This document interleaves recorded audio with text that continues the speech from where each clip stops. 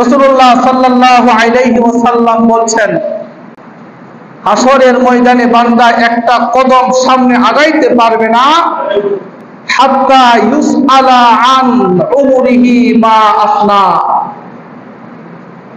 চারটা বিষয়ের জবাব না দিয়ে বান্দা এক কদম সামনে আগাইতে পারবে না।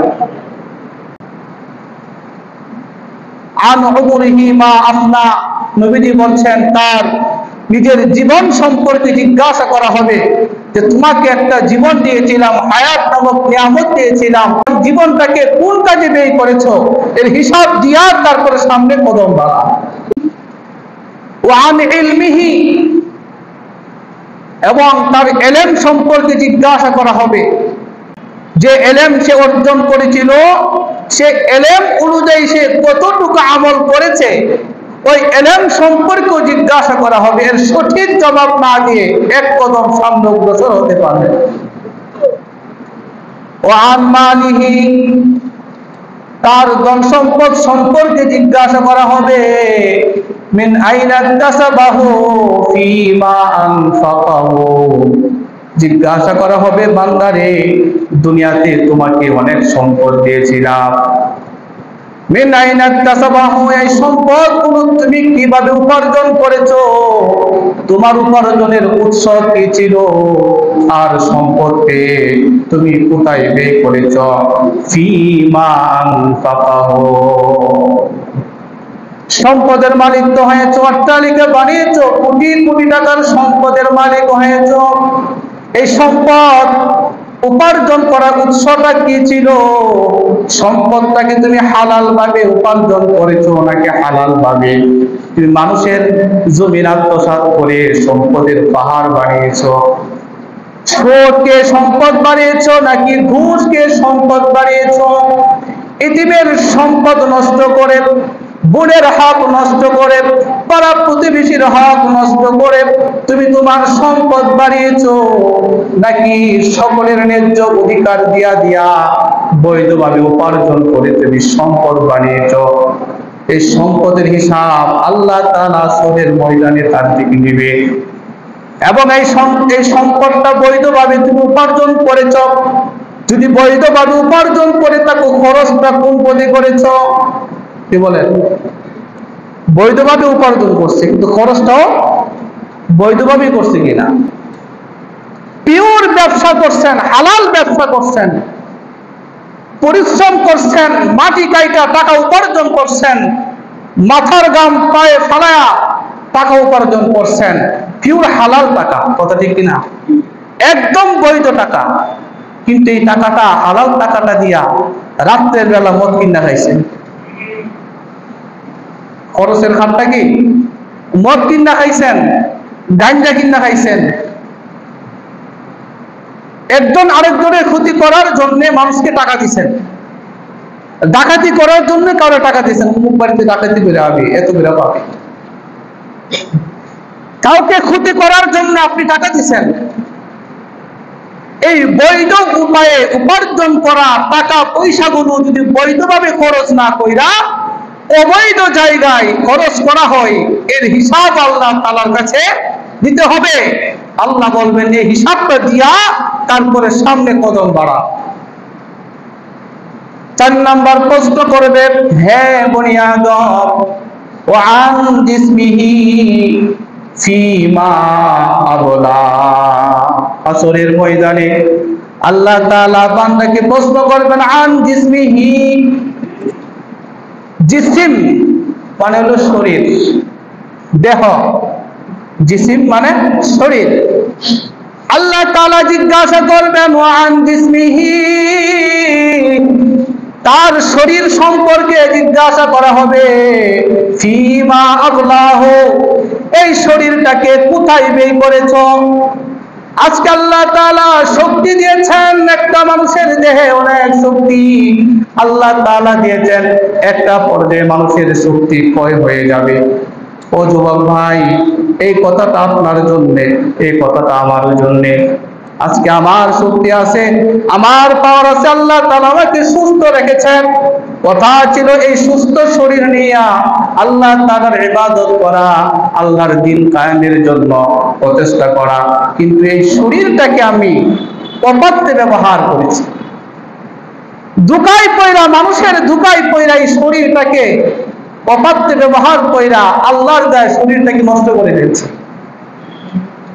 কিছু হইলে আজকের যুবকেরা রক্ত গরম তো সাহস এমন ভাবে বাড়ছে, পিছন থেকে আরেকজন শেল্টার দেয়, নেই অন্যায় বুঝে না, মানুষকে হুমকি দেয়, কিছু একটা করলে মেরালামো, ওই কিনা এরকম নেই অন্যায় বুঝে না। নেতা যদি অবৈধ কোনো কাজ করতে আদেশ করে সে চলে যায়, রাস্তায় ব্যারিকেড দেয়, নেতার কথা সই না, সে নেতার হুকুম পালন করার জন্য বলে জীবন দিয়া দিব নেতার জন্য। বাপের জন্য কিন্তু এই কথাটা কই না, এর সামনে বাপের বাইরে থেকে কিছু কই না, নেতার জন্য জীবন দেয়। এই যে জীবন কি নেতা দিছে না আল্লাহ দিছে? এই শরীরের মধ্যে যে শক্তি কে দিছে? আল্লাহ দিছে। আপনি আল্লাহর জন্য এই জীবনকে উৎসর্গ করতে পারলেন না, দুনিয়ার স্বার্থ হাসিলের জন্য জীবন উৎসর্গ করেন, চুরি করছেন, ডাকাতি করছেন, দেশের মধ্যে নেতার কথা শুই না, দল বা ব্যক্তির স্বার্থ হাসিলের জন্য কাউকে আঘাত করছেন, আঘাত করে মারা গেছেন, একদিন দুই দিন আপনার নেতা আপনার শহীদ বললা ডাক দিব, যদিও সে শহীদ হবে না। এই পৃথিবীতে আল্লাহর জন্য, নবীর জন্য, আল্লাহর আইন বাস্তবায়নের জন্য জীবন দিতে প্রস্তুত এমন কয়টা লোক পৃথিবীতে আছে বা আমাদের এই সমাজ বা দেশে আছে? অথচ এই জিসিম, এই শরীর দিয়েছেন আল্লাহ, জিজ্ঞাসা করবেন শরীরের এই শক্তি কোন খাতে ব্যয় করেছ? তুমি তো এই দেশে গণতন্ত্র প্রতিষ্ঠা করার জন্য জীবন দাও, রাস্তায় ব্যারিকেড দাও, গণতন্ত্র প্রতিষ্ঠা করার জন্য মানুষ খুন করো, নিজেও নিজের জীবন শেষ করতে, উৎসর্গ করতে বদ্ধপরিকর হয়ে গেছো। অথচ আল্লাহ জীবন দিয়েছে আল্লাহর রাহে জীবন দেওয়ার জন্য, এই আল্লাহর রাহে জীবন দিতে আপনি প্রচেষ্টা করলেন না, জবাবটা কি দিবেন আল্লাহর কাছে? জবাব আছে? বলেন আছে? আল্লাহ রাসূল বলছেন এর জবাব না দিয়ে মানুষ এক কদম সামনে অগ্রসর হতে পারবে না। গণতন্ত্র তো মানুষের মতবাদ, মানুষের বানানো একটা মতবাদ, আল্লাহর মতবাদ না, আল্লাহর আইন না। কিন্তু মানুষই গণতন্ত্র প্রতিষ্ঠার জন্য জীবন বিলায় দিচ্ছে, মানুষ মারা যাচ্ছে, হাজার হাজার লাখ লাখ মানুষ মারা যাচ্ছে। আল্লাহর আইন বাস্তবায়নের জন্য মানুষের কোনো প্রচেষ্টা নাই, সমাজে আল্লাহর আইন বাস্তবায়ন হবে প্রচেষ্টা নাই, রাষ্ট্রীয়ভাবে আল্লাহর আইন বাস্তবায়ন করা হবে মানুষের মধ্যে কোনো চেষ্টা নাই, প্রচেষ্টাও নাই, বরং যারা চেষ্টা করে তাদের বিরুদ্ধে লেগে যায়। কথা ঠিক কিনা? অথচ আল্লাহ তাআলা পৃথিবীতে মানুষ কেন পাঠাইছেন? ওয়াইজ ক্বালা রাব্বুকা লিল মালাইকাতি ইন্নী জাইলুন ফিল আরদি খলিফা। আল্লাহ দুনিয়াতে মানুষ পাঠাইছেন খলিফা হিসেবে, আর খলিফার কাজ আল্লাহর জমিনে আল্লাহর হুকুম প্রতিষ্ঠা করবে। আর এই খলিফাগুলো এই মানুষ, প্রতিনিধি, মানুষ হলো আল্লাহর প্রতিনিধি। শুরু হয়েছে হযরত আদম আলাইহিস সালাম থেকে। হযরত আদম আলাইহিস সালাম পৃথিবীর প্রথম খলিফা, প্রথম মানুষ। তার সন্তানেরা আল্লাহর খেলাফত, আল্লাহর আইন বাস্তবায়ন করবে, এটাই তো কথা ছিল। কিন্তু আল্লাহর সেই বান্দাগুলো আল্লাহর আইন বাস্তবায়ন করতে চায় না, দুনিয়ার তন্ত্র মন্ত্র বাস্তবায়নের জন্য জীবন দেয়। এই জন্য আল্লাহ রাসূল বলেন হাসরের ময়দানে জিজ্ঞাসা করা হবে ওয়ান জিসমিহি ফিমা আবলা, তোমাকে যে একটা সুস্থ একটা শরীর দিয়েছিলাম, শক্তি দিয়েছিলাম, এই শরীরের শক্তি কোন খাতে ব্যয় করেছো? সঠিক জবাব না দিয়ে একটা কদম সামনে অগ্রসর হতে পারবে না। একটা মানুষের জীবনে দুইটা কাজ, দুইটা অপরাধ যদি সে করে, দুইটা অপরাধ করার পরে এই মানুষ পরবর্তীতে বুঝতে পারছে যে আমার এটা অপরাধ হয়েছে, এমন একটা অনুশোচনা আসে না অনেক সময়, তারপরে সেই অপরাধগুলো আর করে না, একদম ভালো হয়ে গেছে। কিন্তু দুইটা অপরাধ যে আপনি করলেন, আপনার নিজের শরীরের উপরে দুইটা অপরাধ করলেন, এই দুইটা অপরাধের শাস্তি, এই দুইটা অপরাধের যে একটা যন্ত্রণা পৃথিবীতে যতদিন থাকবেন আপনাকে ভোগ করতে হবে। এক নাম্বার, এই যে শরীর, সুস্থ শরীর আল্লাহ তাআলা দিয়েছেন, আপনার ভিতরে যে একটা কিডনি আছে, আল্লাহ দৈনিক ফ্রিতে কিডনি ডায়ালাইসিস করতেছেন, দৈনিক প্রায় 37,000 বার ফ্রিতে আল্লাহ আমার আপনার শরীরের কিডনিটাকে ডায়ালিসিস করে আমাকে সুস্থ রেখেছেন। যারা কিডনি রোগে ভুগতেছেন তারা জানে যে এই কিডনি সুস্থ রাখতে কত কষ্ট করতে হয়।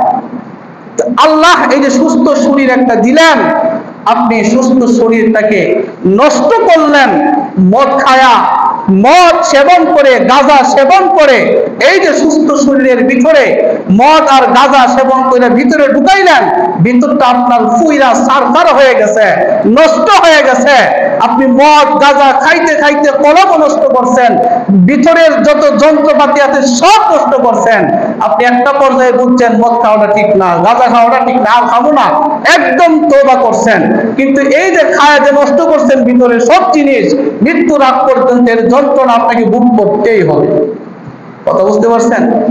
যদিও তওবা করার কারণে আল্লাহ গুনাহ মাফ করে দিব, কিন্তু ভিতরে যে আপনি নষ্ট করে লাইছেন ওইটা আর আপনি ঠিক করতে পারবেন না। এক নাম্বার মদ গাঁজা নেশাযুক্ত জিনিস যারা পান করছে তার জীবন কি হয়ে গেছে? বরবাদ হয়ে গেছে। তওবা করলেও, ওই পথ থেকে ফিরে আসলেও সে এই গজবের মধ্যে রয়ে গেছে। দুই নাম্বার, সুস্থ শরীর পাইছে, সুস্থ দেহ, সুস্থ যৌবন আল্লাহ তাআলা দিয়েছেন। এই যৌবনটাকে যদি অপথ্যে ব্যবহার করে, অসৎ উপায় অবলম্বন করে, হস্তমৈথুন বলেন বা মাস্টারবেশন বলেন অথবা হ্যান্ড ইউজ বলেন, যেভাবেই বুঝেন, যদি আপনার যৌবনকে নষ্ট করে ফেলেন, একটা পর্যায়ে বুঝে আসছে অবৈধভাবে যৌনাচার করতে করতে নিজের দৈহিক শক্তি, যৌবন শক্তি নষ্ট করে ফেলেছি, আমার দ্বারা কাজটা করা ঠিক হয় নাই, তওবা করলাম, জীবনে আর এমন খারাপ কাজ করতাম না। আপনি একদম তওবা কইরা বাকি জীবন আল্লাহর জন্য দিয়ে দিলেন, কিন্তু আপনার ভিতরের সব তো নষ্ট হয়ে গেছে। সব কি হয়ে গেছে? নষ্ট হয়ে গেছে। এখন চিন্তা কর, যত চেষ্টাই করেন আপনি ইন্ডিয়ার হার্বাল খান আর কলকাতার হার্বাল খান, কোনো কাজ হবে না। আল্লাহ প্রদত্ত যে শক্তি আল্লাহ আপনাকে দিয়েছেন, ওই শক্তি আপনি আর কখনো ফিরে পাবেন না, আপনার জীবন শেষ। এই জন্য আল্লাহ রাসূল বললেন, ওয়ান জিসমিহি ফিমা আবলা, জীবন সম্পর্কে, শরীর সম্পর্কে জিজ্ঞাসা করা হবে, এই শরীরটাকে কোন কাজে ব্যয় করেছে। আমাদেরকে সচেতন হতে হবে, নিজের জীবনের হিসাব নিজেকে দিতে হবে। এজন্য হিসাবটাকে চুকাইতে হবে, নেক কাজ বেশি করে করতে হবে, গুনার কাজ, খারাপ কাজ ছাড়তে হবে। রাজি আছেন ইনশাআল্লাহ?